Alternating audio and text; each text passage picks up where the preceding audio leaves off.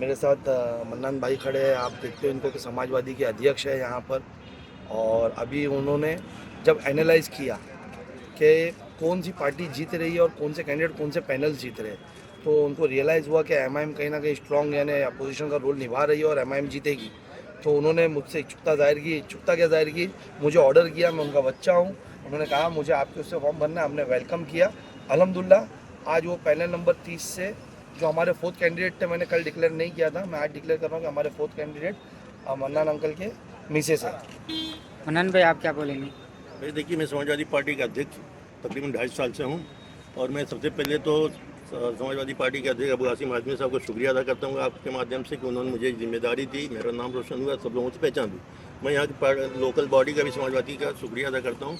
आज मेरे सामने एक प्रश्न आ गया था कि हमारा पैनल नहीं समाजवादी का कोई पूरा हो रहा था, मैं अकेला था। तो मैं शुक्रिया अदा करता हूँ समाजवादी अपना शहब पठान, भले मेरा बच्चा है, भले अपना, लेकिन इसका मैं शुक्रिया अदा करता हूँ कि कल लास्ट मोमेंट में 2:30-3 बजे मुझे इन्होंने भी फॉर्म दिया, नहीं तो शायद मैं वापस ले लेता, क्योंकि अकेला मैं 60,000 के लोगों के बीच में। और फिर जब लोगों के बीच में जाता था तो सब मुझको बोलते थे नाम भी अगर एमआईएम से चांस अगर आपको मिलता है, एमआईएम से बहुत अच्छा, आप लोग की पूरी सीट निकल जाएगी। तो मेरे भी दिमाग में कहीं के बाद बैठ रही थी, तो मैंने इससे थोड़ा सा इच्छा जाहिर की कि अरे साहब अगर एडजस्ट होता तो मेरे को मेरी मिसेज को एडजस्ट हो।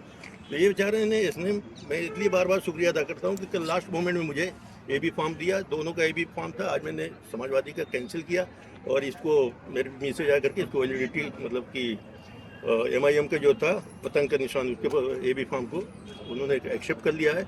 और इसी के साथ साथ मैं असदुद्दीन ओवैसी की भी जो आइडियोलॉजी है, रोज़ सुनता हूँ, रोज़ देखता हूँ पूरे हिंदुस्तान में, वो भी मुझे कहीं ना कहीं लग रही थी कि एक अकेला बंदा है जो पूरे हिंदुस्तान में चल के हमारी जो है हमारी बातों को, हमारी तकलीफ़ों को बयान करता है। इसलिए मैं जो है इस पार्टी में ज्वाइन हो गया हूँ आज से, और इंशाअल्लाह मेहनत करेंगे। मेरी पूरी कोशिश होगी कि पैनल नंबर 30 और पूरे मुबरा का उसमें जहाँ जहाँ समाज इनके अपना एमआईएम के कैंडिडेट रहेंगे, सबको इंशाअल्लाह पूरी जिताने की कोशिश करेंगे।